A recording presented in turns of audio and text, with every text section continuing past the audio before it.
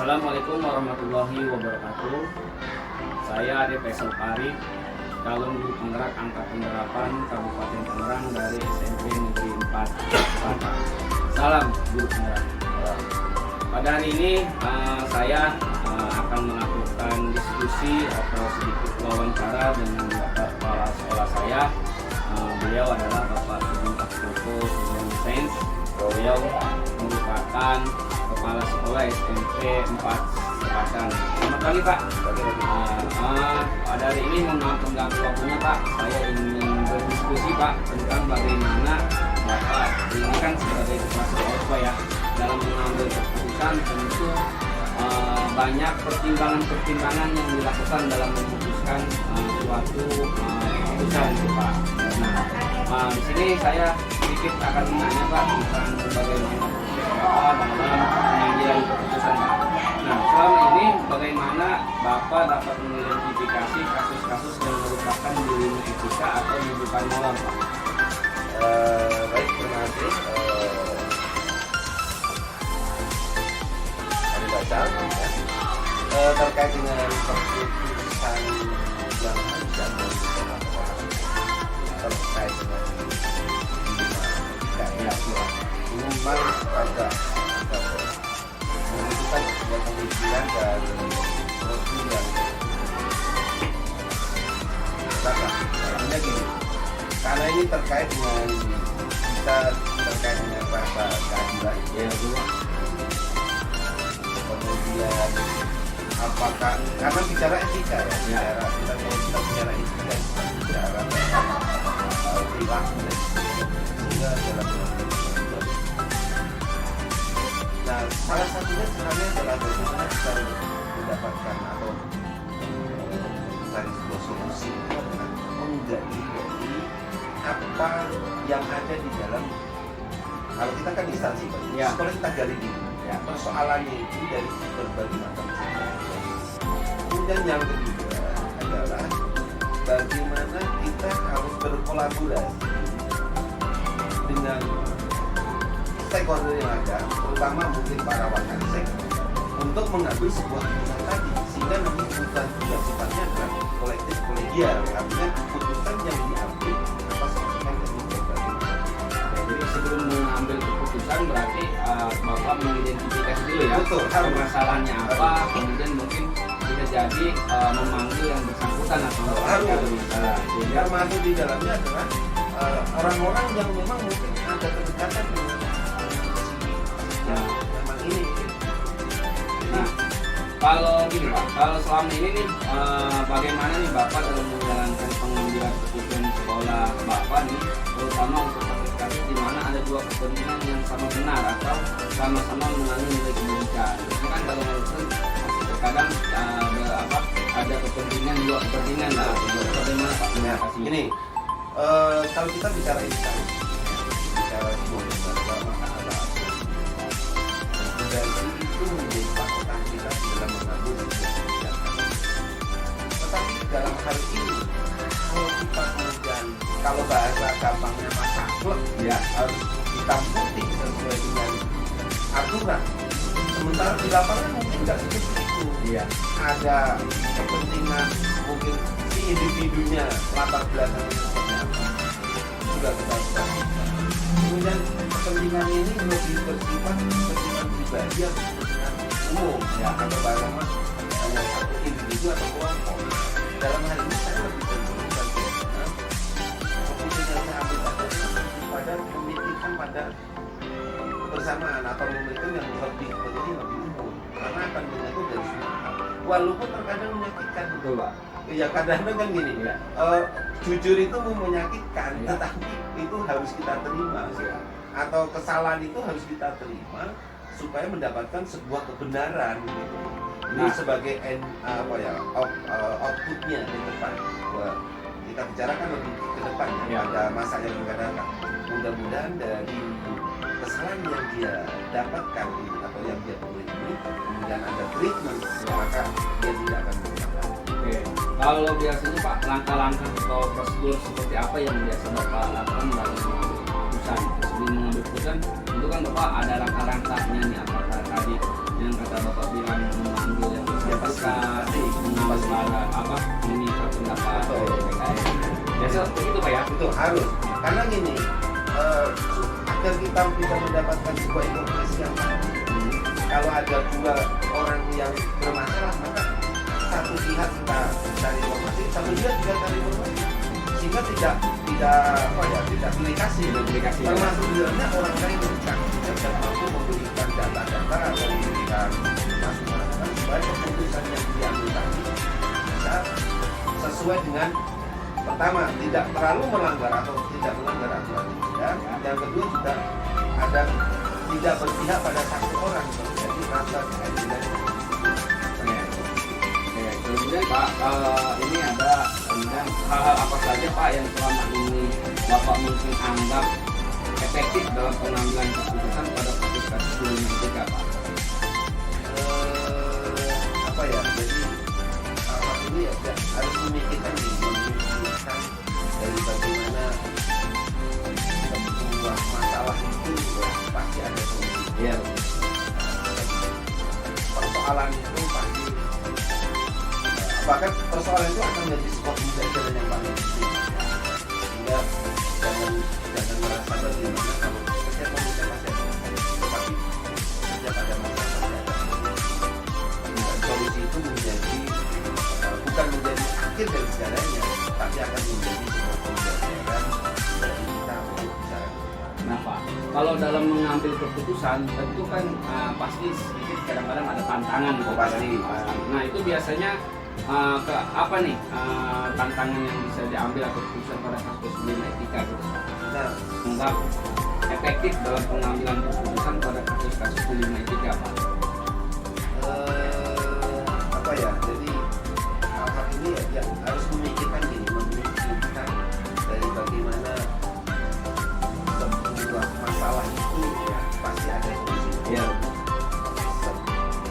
Persoalan itu pasti bahkan persoalan itu akan menjadi sebuah pembelajaran yang paling penting sehingga jangan merasa bagaimana kalau setiap manusia pasti ada masalah tetapi setiap ada masalah pasti ada solusi dan solusi itu menjadi bukan menjadi akhir dari segalanya tapi akan menjadi sebuah pembelajaran dari kita untuk bicara. Nah Pak, kalau dalam mengambil keputusan tentu kan pasti kadang-kadang ada tantangan gitu Pasti. Nah itu biasanya ke apa nih tantangan yang bisa diambil atau keputusan pada kasus etika gitu? Nah, tantangan pasti ada. Tapi bagi tantangan itu bisa dari mana saja, dari yang bersangkutan, dari stakeholder yang ada, dari orang bisa juga dari internal bahkan juga dari eksternal. Tapi semuanya itu bisa berjalan jika dibagi komunikasi di antara orang-orang yang ada di internal maupun di eksternal karena kalau kita bicara individu maka ada eksternal individu tidak bisa berdiri sendiri ada eksternal ada kalau kita ada istri ada saudara ada keluarga nah, maka dari itu kembali lagi bahwa keputusan yang kita ambil tadi harus benar-benar berdasarkan dari data-data atau fakta-fakta atau temuan-temuan tadi sehingga nanti dan jangan merasa diri kita sudah paling baik maka perlu minta pendapat atau masukan dari para pengasek dalam hal ini. Jadi kemudian Pak, kalau dalam ketika ditemukan suatu permasalahan atau perkara, apakah memang itu ditunda-tunda dulu, apakah langsung dieksekusi Nah, pada hari itu, apa gimana? Sebenarnya begini, dalam kurun waktu tertentu kita itu harus memiliki sebuah schedule. Ya. Contohnya dalam 2 minggu agar untuk mengantisipasi hal terjadi adanya sebuah dilema etika itu adalah kita mungkin mengadakan sebuah wawancara atau mungkin briefing lah ya briefing tertentu dan sifatnya mungkin lebih terjadwal mungkin atau kalau tidak meminta informasi apa yang terjadi bisa dalam 1 minggu 2 minggu atau mungkin dalam beberapa hari sehingga ini sudah terdetek tadi persoalan-persoalan itu dari masing-masing individu. Tadi maaf, tidak pertanyaan yang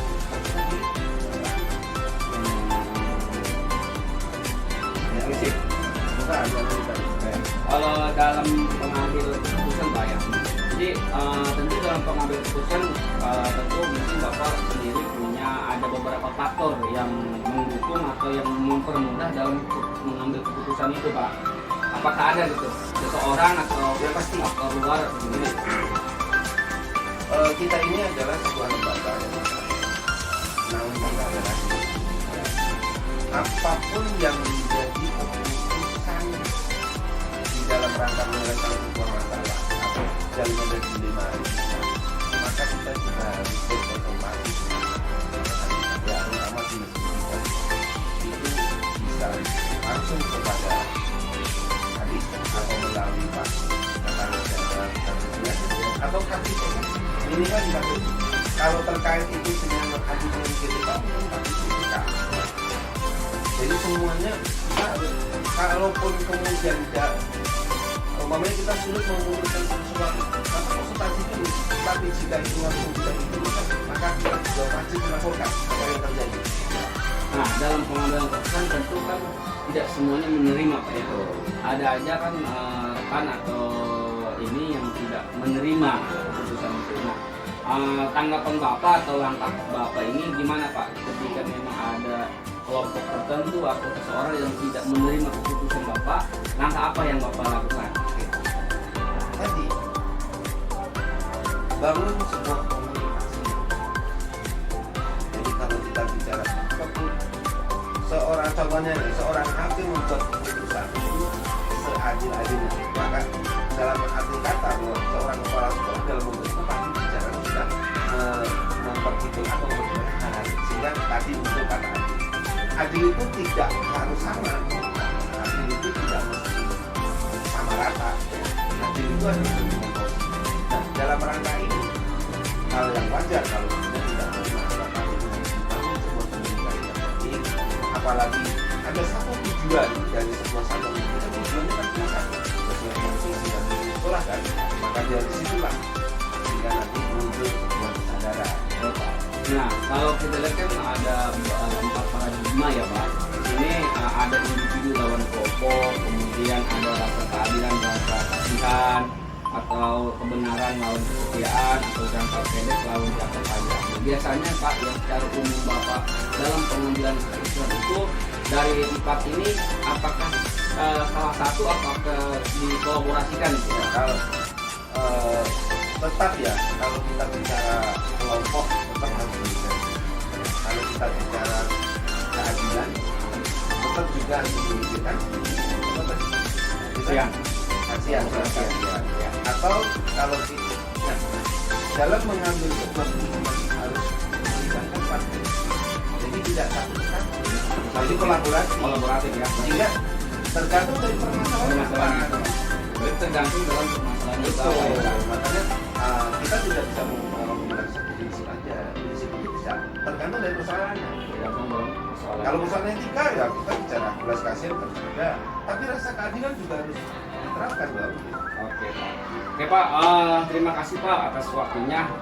Jadi dalam pengambilan keputusan ini tentu Bapak butuh pertimbangan-pertimbangan Pak ya Pasti. dalam mengambil keputusan sehingga apa yang menjadi keputusan itu bisa dijalankan oleh semua Dan pihak. dan bisa diterima. Oke, siap. Yang paling penting adalah bahwa keputusan yang diambil itu bisa diterima pada orang yang tadi. Karena tanpa itu yang juga kata kuncinya adalah komunikasi. Mungkin itu sebuah lembaga kalau kita menggunakan prinsip-prinsip yang Oke, terima kasih atas waktunya Bapak Kepala Sekolah, atas waktunya. Mohon maaf bila mengganggu waktunya dalam bekerja. Dan lebihnya saya mohon maaf Pak. Assalamualaikum warahmatullahi wabarakatuh. Hari ini sesi kedua saya melakukan kegiatan wawancara bersama Kepala Sekolah SMP Negeri 4 Papa Haji, Ibu Yulia Puspita Sari. Selamat pagi Bu. Oke. Begini Bu, jadi saya ingin berdiskusi Bu ya, ingin wawancara ibu tentang bagaimana selama ibu ini sekarang menjadi kepala sekolah mengambil keputusan gitu ya. Tentu dalam pengambilan keputusan ada beberapa faktor pendukung ataupun tantangan bagi ibu dalam mengambil keputusan. Nah, kalau kita lihat Bu, selama ini bagaimana ibu dalam mengidentifikasi kasus-kasus yang merupakan dilema etika atau bujukan moral, Bu? Oke, baik. Selamat pagi, apa siang ini Pak? Baik, kita bicara tentang bagaimana mengambil keputusan Ya. selama 1 tahun saya tugas yang namanya di sekolah itu setiap hari itu ada masalah. Oke. Masalah ya. Ya, siap. Tergantung kasusnya. Nah, Kalau kasusnya dirasa memang berat dan melibatkan masyarakat tentunya, Ya. itu perlu ada langkah-langkah. Ya. Jadi kita tidak bisa apa namanya gegabah Oke. mengambil keputusan karena nanti akan berdampak, terutama kalau melibatkan masyarakat luas. Kecuali mungkin kalau lingkupnya hanya di lingkup kelas atau sekolah, paling nanti orang-orang yang terlibat atau aktor yang saya ajak diskusi, Ya. orang rumah saja, guru yang bersangkutan atau staf atau PKS yang membantu saya untuk mengidentifikasi bersama-sama masalahnya apa yang sedang terjadi, kemudian identifikasi penyebab penyebabnya apa, langkah yang harus dilakukannya apa, dan nanti berdampaknya seperti apa. Oke. Seperti itu. Ya, siap. Nah, kemudian Bu, selama ini Bu, bagaimana Ibu dalam menjalankan pengambilan keputusan di sekolah yang Ibu pimpin ini, terutama kasus-kasus yang dimana ada dua kepentingan. Biasanya kan kalau memutuskan suatu perkara, kadang-kadang kan ada beberapa kepentingan ya, baik satu ataupun lebih. Nah, ini gimana Bu dalam pengambilan keputusan yang sama benar-benar atau sama mengandung nilai kebajikan itu? Yang paling sulit itu ketika menghadapi etika, dilema etika Ya. Karena dua-duanya benar, Ya, benar. bukan menghadapi bukan moral. Kalau Ya. moral kan jelas ini salah, ini benar, dan Ya. kita tahu bagaimana mengambil keputusan itu tidak sulit. Yang paling sulit itu adalah kita beridentifikasi atau masalah yang muncul itu dilema etika. Ya. Paling yang kita saya tentu berdiskusi ya, Ya, kita mencari apa namanya titik masalahnya apa, terus kemudian mengambil beberapa solusi untuk kita diskusikan solusi tersebut nanti ke depannya berdampaknya seperti apa. Apakah nanti solusi tersebut bisa minimalisir konflik atau Ya. masalah yang ada, atau malah bisa membuat lebih parah gitu Ya. masalah. Jadi terutama sih masalah yang dilema etika ini lebih kepada masalah yang berhubungan dengan masyarakat secara langsung. Ya. Karena kita bisa apalagi punya kepentingan masing-masing, Ya, ada betul. kepentingan instansi, ada Betul. kepentingan mungkin pihak luar yang Ya. juga sebetulnya juga berperan juga ya, Ya. dalam proses pendidikan di sekolah. Jadi itu kita harus sama-sama cari Tengahnya, ya. dan nggak bisa mengambil keputusan sendiri ya, harus Ya. benar-benar dilihat dan direfleksikan nanti setelah keputusan yang diambil bersama atau yang saya ambil keputusan berdasarkan pertimbangan ataupun solusi-solusi yang kita Ya. jabarkan, mana nih yang lebih bisa meminimalisir konflik Oke, atau ya. yang mungkin sama-sama kebutuhannya dua-duanya tinggi. Oke, siap. Karena kan dua-duanya tidak bertentangan dengan masalah. Oke.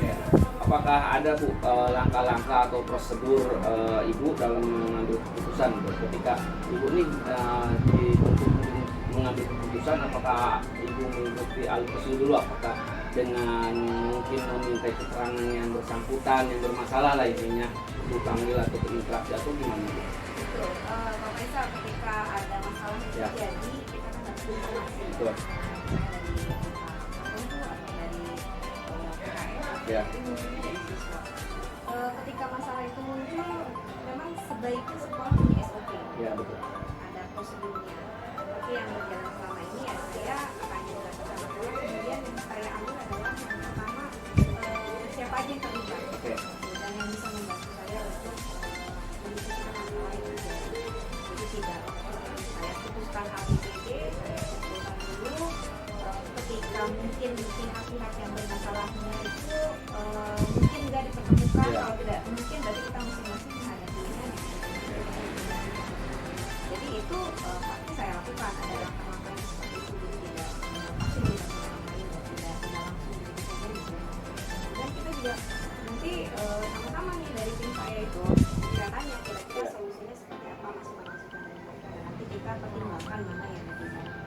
Nah Bu, biasanya Bu kalau untuk mengambil keputusan tentu kan ada tantangan Bu ya.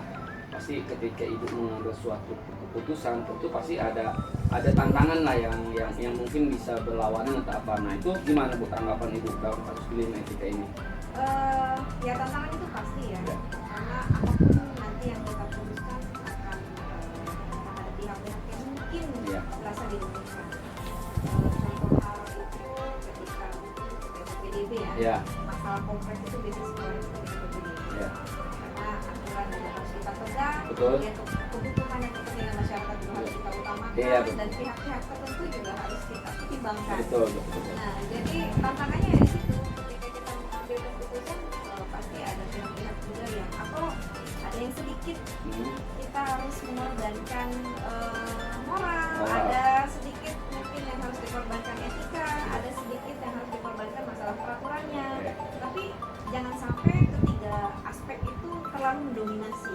Kalau kita terlalu menjunjung tinggi moral, mungkin orang lain juga akan apatis. Iya. Kalau terlalu menjunjung tinggi etika juga, yang lain moral dikesampingkan, peraturan dikesampingkan, juga itu tidak mungkin. Terlalu menjunjung tinggi peraturan tanpa Ya. melihat atau mempertimbangkan Ah. bagaimana perkembangan masyarakat Yang atau di bawah ya. kesalahan yang Iya. atau konflik yang akan terjadi juga, itu juga nggak bisa sana Iya, sebetulnya. Jadi kita harus fleksibel dan jangan sampai terlalu mendominasi antara aspek-aspek yang tadi harus kita pertimbangkan. Oke. Nah, kalau selama ini Bu, ketika memang Ibu sedang dihadapi oleh suatu keputusan yang harus diambil, apakah pada saat itu langsung dieksekusi, apakah mungkin 3 hari atau seminggu berpengaruh di keputusan atau gimana? Permasalahan waktu tuh Iya. pasti tergantung dari permasalahannya. Oke. Ada masalah yang memang harus Harus saat itu itu juga dia. mengambil keputusan dengan Oke. cepat gitu. Ya, Ada juga masalah yang mungkin harus dirunut dulu dan dianalisis betul-betul gitu supaya nanti kita tidak salah langkah untuk mengambilnya. Iya. Itu tergantung permasalahannya. Kalau memang harus diputuskan secara cepat, terkadang saya diskusinya via telepon saya harus Iya. selesaikan saat itu. Iya. Atau harus betul saat itu harus atau misalnya harus diselesaikan saat itu juga. Tapi kalau sekiranya permasalahan itu membutuhkan masalahnya besar dan harus betul-betul dianalisis dulu nih Iya. permasalahannya seperti apa ya, pasti saya akan melakukan langkah-langkah oke. Nah kalau kita lihat Bu, biasanya kan kalau dalam paradigma situasi etika Bu ya, itu kan ada 4 kategori Bu ya. Ada yang dimana individu lawan kelompok, kemudian rasa keadilan lawan rasa kasihan, ada kebenaran lawan kesetiaan, dan jangka pendek lawan jangka panjang. Nah, biasanya dari 4 dimensi ini mana yang sering dominan dalam Ibu mengambil keputusan? Kalau saya lebih kepada mengambil rasa keadilan dan Ya gitu ya. Iya, karena memang kalau kita ngambil keputusan kadang-kadang kan ketika kita putuskan yang bersangkutannya yang objeknya itu kita ngeliatnya kasihan nih gitu. antara peraturan dan yaitu aspek keadilan, rasa peduli, Iya. itu juga harus dilakukan. Nah selama ini Bu, kalau Ibu ngambil keputusan itu tentu kan apakah yang Ibu keputusan itu melanggar peraturan apa enggak Bu ya? Sebisa mungkin aturan tetap saya junjung tinggi. Iya. Tapi kalau ada aturan kan sifatnya saklek ya. Iya betul. Kaku, Iya. namanya juga mengatur supaya rapi ya. Iya.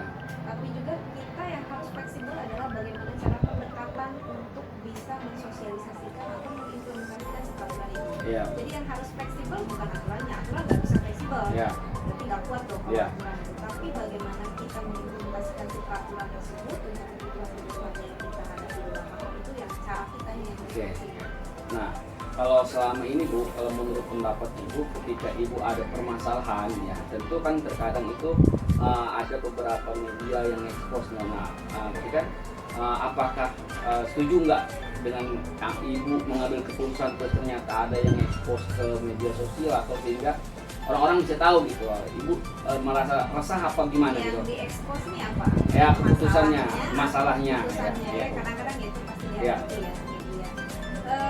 Kalau saya lihat dulu bagaimana ya pemberitaannya Ya. seperti apa. Kalau memang sekiranya apa yang saya putuskan atau apa masalah apa yang saya Ya. hadapi itu bisa menjadi pembelajaran untuk masyarakat Mhm. dan pemasar medianya juga mendidik, itu tidak masalah. Oh, jadi tidak jadi masalah Bu ya, Atau mungkin selagi pendidikan, masih nggak masalah. lagi masih dalam konteksnya ini ya. Konteksnya baik, Baik. membangun, ada pendidikan yang membangun atau bisa menjadi contoh atau teladan untuk yang lainnya. Oke. Itu apa pengalaman lah Ya. ya, pengalaman nggak masalah. Terkadang kan di media juga seperti itu ada kepentingan-kepentingan lainnya. Oke. Jadi tidak disusupi oleh kepentingan-kepentingan saja. Oke, siap. Nah, dalam mengambil keputusan tentu pasti ada seseorang atau individu yang tidak menerima atas keputusan Ibu. Ada. Nah, bagaimana nih Ibu menanggapi atau mungkin bagaimana caranya yang mungkin tidak puas dengan keputusan Ibu bisa diajak kerjasama gitu maksudnya. Kalau saya biasa menggunakan pendekatan personal. Oke. Jadi kita sebagai pimpinan juga Ah. harus bisa ambil keputusan yang tegas, tapi di sisi lain juga kan kita teman sejawatnya Iya, mereka. iya, Jadi benar. ada pendekatan secara persuasif, Oke. saya rangkul, Oke. saya mungkin ada hal yang dia tidak puas bisa kita berikan dan Oke. kita saja keluar. Oke, oke. Terima kasih Ibu Yuli atas diskusinya, cukup seru sekali. Jadi dalam pengambil keputusan Ibu tetap melihat atau mempertimbangkan aspek-aspek itu ya. Jangan sampai keputusan Ibu ini terkadang menjadi buah simalakama ya kan tentunya. Oke. Mungkin cukup sekian Ibu Yuli, Ibu Kepala Sekolah SMP 4 Pakuadi yang semakin strong ini. Terima kasih atas waktunya Bu. Sama-sama, Sehat Pak selalu Isa. buat Ibu. Semoga bermanfaat. Oke, amin. Terima kasih Bu. Ya. Assalamualaikum warahmatullahi wabarakatuh. Salam.